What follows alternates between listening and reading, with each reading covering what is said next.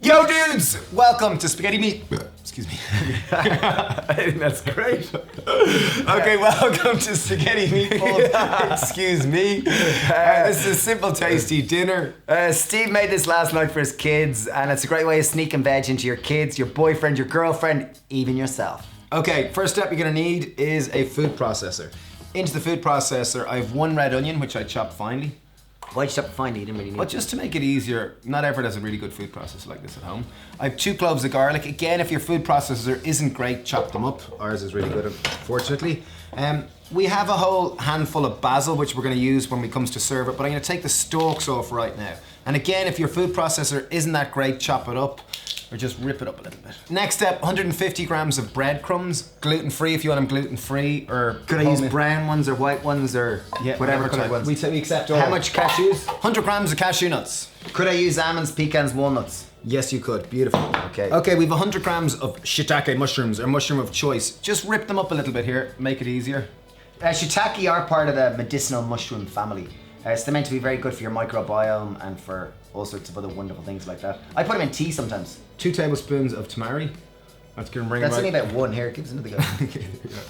And there's the second one. It's a rather generous tablespoon. Nice little pinch of smoked paprika, just to add that meaty note or that slight smoke note. So it was only a pinch.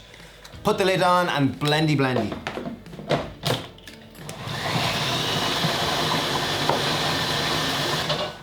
Okay, so blend it for about a minute until it all kind of comes together. It still has a little bit of texture in it, not so it's completely blended to bits. I have a pan on high heat. I'm gonna add in 2 tablespoons of oil. Okay, top tip here, if you wanna make kind of nice, even form meatballs, pop them into an ice cream scoop. It'll certainly compress them. It's easy to get browning.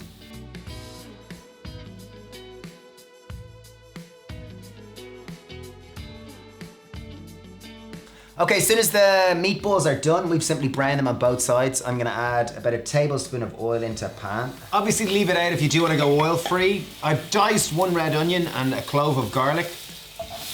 In it goes. This is just to make the quick, simple fire tomato sauce. Yeah, I'm gonna go with a little bit of chili. Leave it out obviously if you don't like it, but I think it just makes a tomato sauce to a whole other level. I've gone green chili, use whatever type you like. Once your onions start to go brown, as you can see ours there, indicating caramelization is occurring. We got 1 big jar of passata, that's 680 grams. Here, do you want me to do it? Stand back, go. Stand back! Stand back! Whoa! Steve, you're so strong. Thanks, Steve.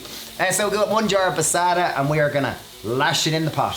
Nice. Okay, tomatoes are often tinned. Tomatoes can be a little bit acidic, so we're gonna add in 1 tablespoon of liquid sweetener. We're adding in maple syrup. Use whatever you have.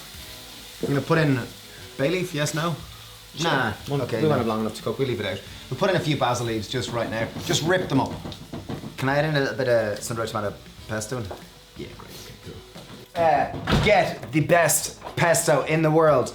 Oh, this one's made by some company called, the Happy Pear. Oh, that's us. Oh my goodness. So this is a real nice sun-dried tomato pesto that we make. It's really good. Put in a tablespoon. But any kind of pesto will take it to the next level. And put in just a pinch of salt. A bit more than a pinch. And I guess the pesto tips work really well for pizzas. If you're making a pizza sauce, something similar to this, pesto just takes it to the next level. Particularly for vegan pizzas. Okay, tomato sauce is done, literally took 5 minutes. We're essentially heating it up and bringing it all together and allowing the flavors to infuse. So simply in terms of we just ladle them all together into nice little balls or noodles. We're gonna pop on 3 meatballs. A decent ladle of tomato sauce. How we'll always do it is you put the meatballs on top of the pasta or the spaghetti, and then simply it's just a matter of popping the tomato sauce in.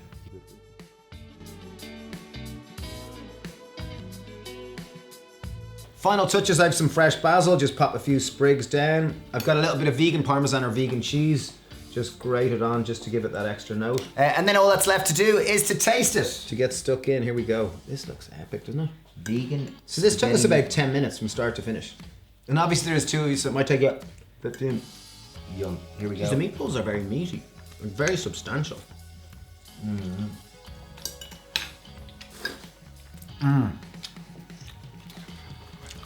Nice It's such a satisfying dinner, like a combination of I could see pasta, rich tomato sauce, and just meatballs, and they taste really fleshy. I could totally see why Steve's kids would love that.